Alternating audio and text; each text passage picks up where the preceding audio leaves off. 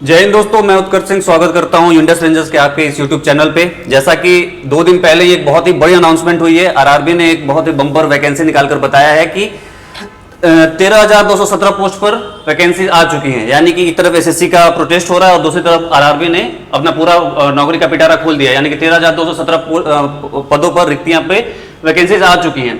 इसमें क्लर्क और पीओ दोनों शामिल है। यानी कि क्लर्क यानी कि ऑफिस असिस्टेंट की बात हो रही है और पीओ की बात हो रही है। ऑफिस असिस्टेंट जो कि हम लोग जानते हैं मल्टीपर्पज होता है, और स्केल 1 ऑफिसर की बात है यानी कि पीओ की बात हो रही है। यहाँ पे टोटल 13,217 वैकेंसी आई है, जिसमें कि क्लर्क का 7,272 वैकेंसी है और पीओ का 3,907 वैकेंसी है। अब हम आगे देखें कि इसके डेट्स क्या क्या हैं। तो डेट के लिए हम इसके ऑफिशियल नोटिफिकेशन पर जाते हैं। ऑफिशियल नोटिफिकेशन पर देखते हैं कि इसका ऑफिशियल डेट यानी कि फॉर्म भरने का डेट कब तक है और फॉर्म एंडिंग डेट कब तक है। Online registration of application by candidate यानी कि 1 तारीख से इसका फॉर्म भरना स्टार्ट हो चुका है और ये चलेगा कब तक, 21/9/2025 यानी कि 31 तारीख तक इसका डेट खत्म, 21 तारीख तक इसका डेट खत्म हो जाएगा। और पेमेंट ऑफ एप्लीकेशन फी यानी कि आप फी उसका जो भी इसका फी लगता है 850 रुपए आप कब तक जमा कर पाएंगे, तो ये भी उसी डेट को खत्म हो जाएगा। यानी कि आप एक भी दिन ये आगे पीछे नहीं है। अब ये बात कर रहा है कि edit window of candidate to modify correct application form, यानी कि आप अगर आपने एप्लीकेशन गलत भर दिया है तो उसको करेक्शन के डेट मिलनी चाहिए। लेकिन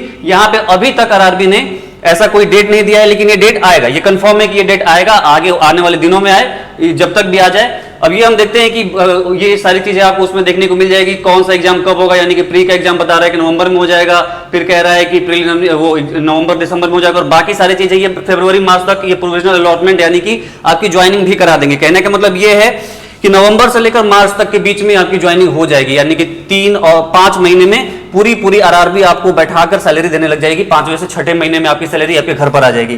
तो यानी कि इतना तेज अभी तक भारत का कोई भी एग्जाम नहीं है जो कि 5 महीने में आपकी ज्वाइनिंग यानी कि प्री भी करा दे, मेंस भी करा दे, इंटरव्यू भी करा दे। इंटरव्यू कुछ ही पदों के लिए होती है, सारे पदों के लिए इंटरव्यू नहीं होती है।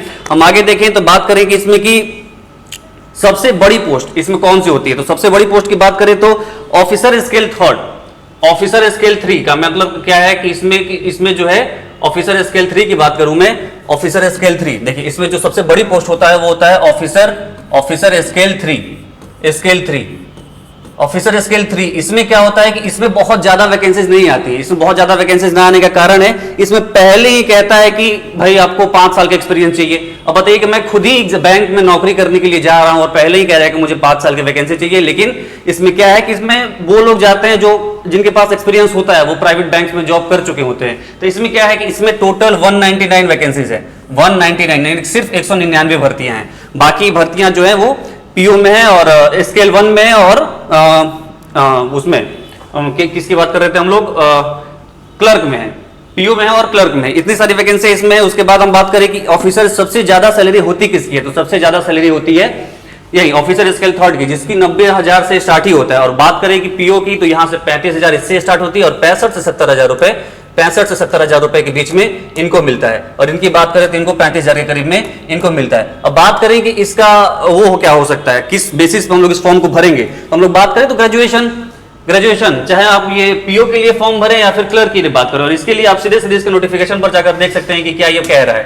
सीधे नोटिफिकेशन पर जाएंगे हम लोग इसके ऑफिशियल नोटिफिकेशन पर। तो ऑफिशियल नोटिफिकेशन पर इस सब कुछ लिखा हुआ है कि आपको क्या चाहिए क्या नहीं चाहिए। ऑफिशियल नोटिफिकेशन पर थोड़ा सा हम लोग नीचे आएंगे तो यहाँ पे लिखा हुआ है, यहाँ पे देखिए अगर हम लोग इसकी बात करें कि एलिजिबिलिटी क्राइटेरिया यानी कि 4थे नंबर पे पेज पर है। यानी कि सब कुछ यहाँ पे पहले ही दिया। आप चाहें तो खुद से भी इस चीज को देख सकते हैं कि कहाँ पे क्या दिया हुआ है। 70 पेज का ये पूरा नोटिफिकेशन है, लेकिन हम लोग 4थे पेज पर ही इसमें दिया हुआ है कि 4थे पेज पर दिया एलिजिबिलिटी क्राइटेरिया क्या क्या है। तो हम लोग 4थे पेज पर आते हैं तो 4थे पेज पर क्या लिखा है, 4थे पेज पर हम लोग आते हैं तो देखते हैं कि इसमें लिखा हुआ है सिटीजनशिप ऑफ इंडिया और सब्जेक्ट ऑफ नेपाल। आप भारत के नागरिक होनी चाहिए।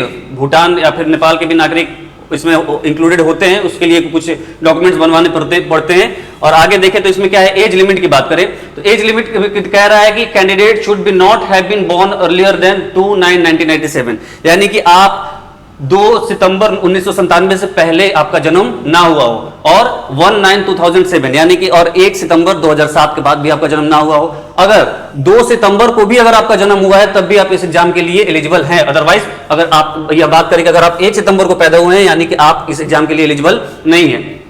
आगे देखें तो अलग अलग अलग अलग वो उसके लिए अलग अलग पोस्ट के लिए अलग अलग वो चीजें दी हुई है। जैसे कि अगर मैं आपको दिखा दूं कि ऑफिसर्स ग्रेड 3 जो कि मैंने बोला था जिसमें 5 साल का एक्सपीरियंस चाहिए, उसका आप डेट ऑफ बर्थ देखेंगे तो 1985 यानी कि 1985 यानी कि इससे बहुत साल पहले, यानी कहने का मतलब ये है कि जो लोग ज्यादा एक्सपीरियंस्ड हो गए यानी कि वो पहले ही बैंक में जॉब कर चुके होंगे, उन्हीं को ऑफिसर्स ग्रेड 3 पे सीनियर मैनेजर के पोस्ट पे जॉब मिलेंगी। यानी कि लिखा होगा कि अबव 21 इयर्स यानी कि 21 साल से ज्यादा होनी चाहिए और बिलो 40 इयर्स से 40 साल से कम होनी चाहिए। बाकी चीजों के लिए आप देख सकते हैं कि 32 साल, 30 साल, 28 साल, इन चीजों के लिए ये सारी चीजें हैं। और कैटेगरी में देखें तो रिलैक्सेशन की बात करें तो आप ये अगर आप SC ST से आते हैं तो 5 साल का रिलैक्सेशन मिलेगा, OBC से आते हैं तो 3 साल का, और बाकी जो ट्राइबल एरियाज वगैरह डिसेबिलिटीज PW से आते हैं तो आपको 10 साल तक रिलैक्सेशन मिल सकते हैं। बाकी ये चीजें आप रिलैक्सेशन के हिसाब से अपने हिसाब से देख सकते हैं आपको क्या क्या होता चाहिए। आगे हम देखें तो यहाँ पे लिखा है कि इसमें है क्या क्या, इसमें भी ये सारी चीजें भी आप देख सकते हैं। बात करें कि और आगे यहाँ पे क्या होनी चाहिए, तो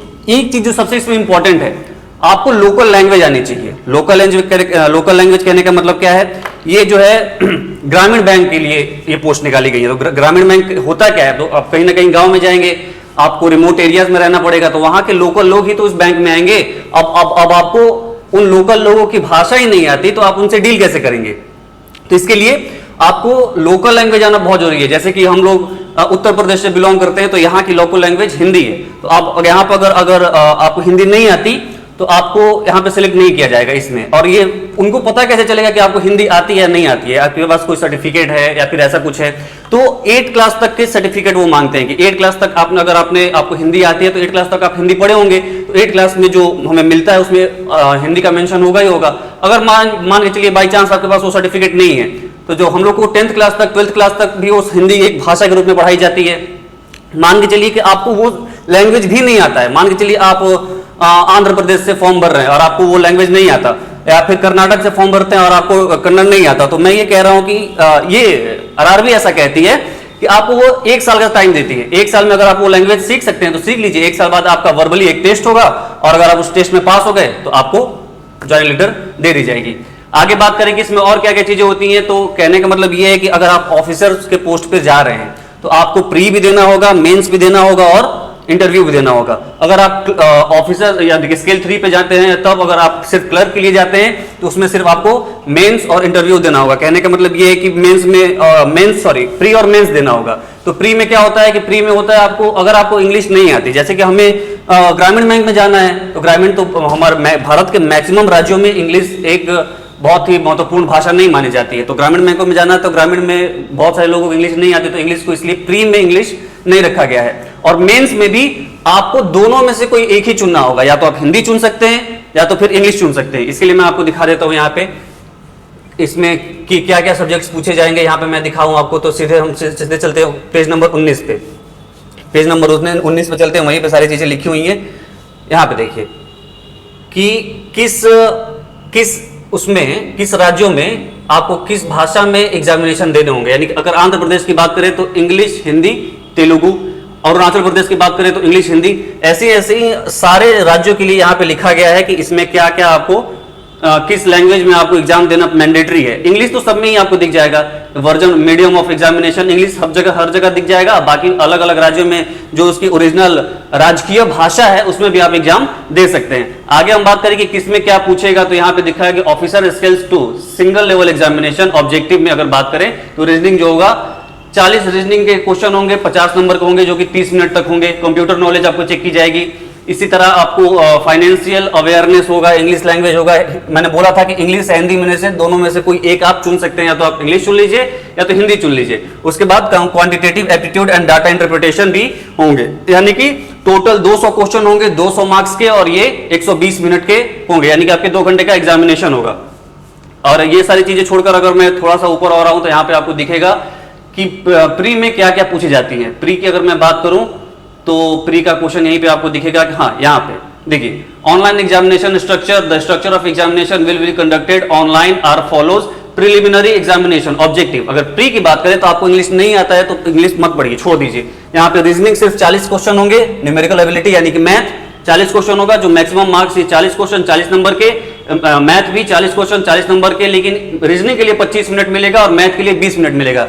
इसमें भी एक थोड़ा सा ये होता है कि जैसे कि हम लोग अभी तक जो एसएससी वगैरह के एग्जाम्स जो लोग देते आए होंगे उनके लिए पूरा एक खुला रहता है कि अगर आपका अभी मन नहीं कर रहा है कि मैं अभी रीजनिंग अटेम्प्ट ना करूं तो मैं अभी मैथ अटेम्प्ट कर सकता हूं, मैथ अटेम्प्ट करने का मन नहीं कर रहा तो मैं इंग्लिश अटेम्प्ट कर सकता हूं। लेकिन इंग्लिश इसमें ऐसा नहीं होता। अगर एक बार आपका वो विंडो खुला, 25 क्वेश्चन रीजनिंग का खुले और उसके बाद आप 25 क्वेश्चन में अगर एक भी क्वेश्चन आप ऐसा मान के चल रहे हैं कि चलो इसको मैं बाद में अटेम्प्ट करूंगा, तो ऐसा नहीं होगा। एक बार वो विंडो बंद हो जाएगा तो वो वापस से नहीं खुलेगा, फिर वो मैथ का यानी कि न्यूमेरिकल एबिलिटी का विंडो खुल जाएगा और फिर आपको 20 मिनट में ही वही सिर्फ 40 क्वेश्चन, आपके पास अगर टाइम बच भी गया तो आप चाह कर भी रीजनिंग का क्वेश्चन नहीं कर पाएंगे। यानी कि ये एक बार में एक ही सब्जेक्ट का वो विंडो खुलता है और फिर वो वापस से बंद हो जाता है, दोबारा नहीं खुलता। आगे हम लोग देखें तो आगे वाले मैंने मेंस का क्वेश्चन भी दिखाई दिया। ऑफिसर्स में मतलब क्लर्क का भी वही, क्लर्क जो क्लर्क का जैसा पैटर्न था वैसे सेम पैटर्न आपको ऑफिसर स्केल यानी कि पीओ के भी देखने को मिल जाएंगे। इसमें भी रीजनिंग के 40 क्वेश्चन 40 नंबर के लिए 25 मिनट के लिए होते हैं और मैथ के भी 40 क्वेश्चन 40 नंबर के 20 मिनट के लिए होते हैं। यानी कि इसमें भी 80 क्वेश्चन होते हैं 80 नंबर के लिए 55 मिनट के लिए ही। और ये तो हो गई प्रीलिम्स की बात। और मेंस का मैं आपको बता ही चुका हूं कि या तो आप इंग्लिश ले लीजिए या तो हिंदी ले लीजिए। अब कहने का मतलब ये है कि आपको इंग्लिश नहीं आती तो इसमें भी कोई डरने वाली बात नहीं है। आप चाहें तो हिंदी भी कर सकते हैं, इंग्लिश अलग से पढ़ने की जरूरत नहीं है।